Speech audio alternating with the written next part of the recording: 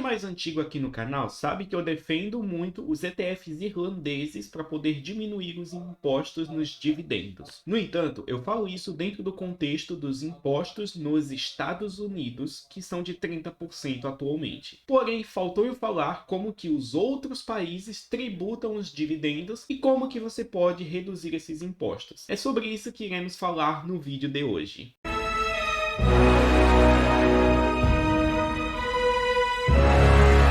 E saudações àqueles que nos assistem. Sejam bem-vindos ao canal da Climb Investimentos, uma casa de análise dedicada a trazer um conteúdo de excelência para os investidores. Meu nome é Josué e eu sou analista de valores mobiliários. Por aqui falamos sobre tópicos do mundo dos investimentos, o que inclui criptomoedas, bolsas de valores, planejamento tributário e economia. Portanto, se você gosta desse conteúdo, se inscreve no canal e aperte o seu like. E os Estados Unidos são de longe o maior país em termos de volume de ações negociadas no mercado financeiro. Por isso, faz sentido focar tributariamente nessa jurisdição. Principalmente porque, além de ser um mercado muito relevante, ele também conta com uma alíquota muito alta de tributação sobre os dividendos, atualmente de 30%. Só que um dos tópicos que ficou faltando foi abordar como que os outros países que não os Estados Unidos tributam os dividendos, pois isso vai ter um impacto sim sobre a carteira do investidor. Afinal, se você investe num ETF tal como o VWRA, que tem empresas de todo o mundo, mais ou menos metade do patrimônio estará investido fora dos Estados Unidos. Portanto, também é relevante saber como otimizar isso. E a fim de responder a pergunta sobre como a maior parte dos países tributam os dividendos, confere aí a minha tela. E a fim de poder abordar como que funcionam as alíquotas de imposto sobre dividendos praticadas ao redor do mundo, eu vim aqui nesse site Top Foreign Stocks, que ele contém uma tabela muito completa acerca das diversas alíquotas tributárias. E vindo aqui, temos uma versão atualizada desse documento para o ano de 2022, que mostra o chamado Withholding Tax, que é o imposto de renda retido na fonte e que incide sobre dividendos. E observando aqui, podemos observar que países como Argentina tributam em 7%, Bangladesh tributa em 20%, Botsuana, que é um país na África, tributa em 10%, Canadá tributa em 25%, Chipre tributa em 0%, Dinamarca tributa em 27%, e até países desenvolvidos tributam em alíquotas menores que os Estados Unidos, como por exemplo Luxemburgo, que tributa em 15%, Malta, que tributa em 0%, e assim sucessivamente. Se a gente for observar esta lista daqui em maiores detalhes, vamos ver que a maior parte das alíquotas de impostos ao redor do mundo ficam entre 10% e 20%. E isso significa que os 30% cobrado pelo governo americano é consideravelmente alto comparado à média mundial. Mas é claro, sempre que eu falo sobre alíquotas de impostos, eu preciso falar aquela que é a minha frase favorita sobre planejamento tributário, que é: os impostos incidem em cima da sua incapacidade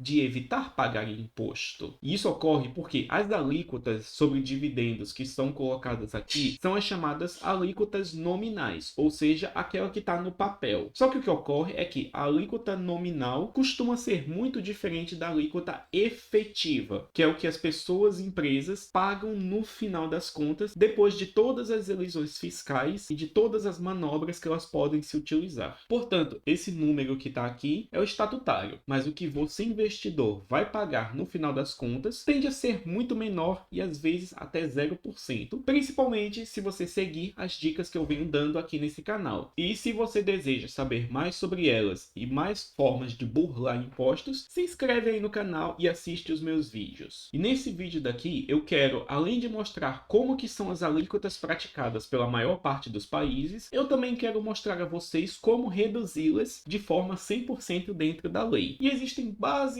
duas formas de fazer isso. A primeira se dá através das chamadas Individual Retirement Accounts, ou contas individuais de aposentadoria, que esse é um instrumento de facilitação tributária disponível em países como Reino Unido, Canadá e Estados Unidos, que basicamente permite com que pessoas que queiram contribuir com um plano individual de aposentadoria recebam dividendos tributados a alíquotas menores. Inclusive, várias grandes corretoras como a TD Ameritrade e a Interactive Brokers possuem contas específicas para esse tipo de finalidade. E essas contas são uma das formas que pessoas têm para pagar menos impostos em cima dos seus dividendos. Porém, para mim e para você que me assiste aqui, muito provavelmente esse tipo de conta não serve, pois elas costumam ser exclusivas para residentes fiscais nesses países. Então, a menos que você que esteja me assistindo esteja morando em algum país como Estados Unidos, Reino Unido ou Canadá, você não terá acesso a isso e não terá disponível essa forma de elisão fiscal. E como essa forma de diminuir os impostos sobre os dividendos está geralmente fora do nosso alcance, sobra utilizar-se da segunda maneira, e essa é a minha favorita, que são os tratados internacionais de prevenção à bitributação. E esses tratados são acordos que governos de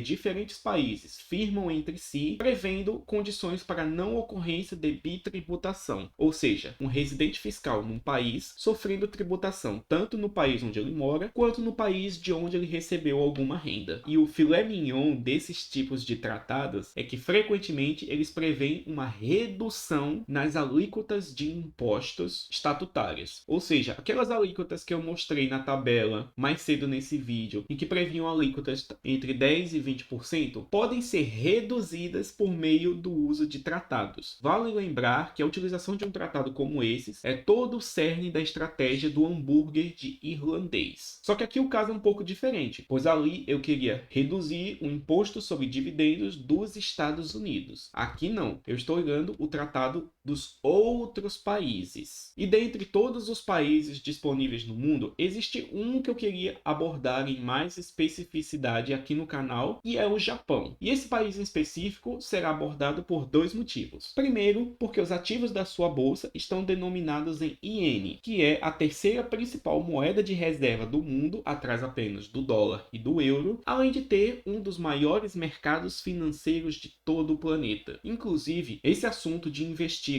em moedas além do dólar é algo que eu já expliquei num outro vídeo aqui no canal e que eu irei deixar o link aqui no izinho. Mas de forma sucinta, você deve planejar seus investimentos para, além de serem denominados em moedas fortes, de preferência aquelas que são parte do Dollar Index, também é preciso escolher moedas que existam vários ativos denominados nelas. E a fim de poder mostrar aqui como que são os impostos no Japão e, mais importante, como evitar eles, confiram aí a minha tela. E voltando aqui nessa tabela sobre tributação de dividendos internacionais, nós chegamos aqui no caso do Japão, que conta com uma alíquota bastante elevada de 20,42% de imposto sobre os ativos domiciliados nesse país. Porém, como eu disse, esses 20,42% de imposto é um imposto que consta no papel, mas na prática ele pode ser diminuído através de tratados internacionais, como estes que eu irei mostrar agora. O governo japonês firmou tratados com vários países ao redor do mundo para prevenir a bitributação e às vezes criar alíquotas mais brandas. É o caso, por exemplo, da Austrália, pois a taxa de imposto, que normalmente seria de 20,42%, devido à existência de um tratado entre o governo da Austrália e o do Japão, essa alíquota de imposto é reduzida para 10%, ou seja, menos do que a metade. Então, em resumo, se você utilizar algum ETF domiciliado na Austrália que invista em ativos do Japão, você consegue se valer desse tratado. Mas isso nem sequer é preciso, pois o governo japonês possui um tratado assim com o Brasil. E é isso que nós podemos conferir aqui. Vindo para baixo nessa tabela, nós encontramos o Brasil aqui, que devido à existência de um tratado entre os dois países, sofre uma retenção de impostos muito interessante,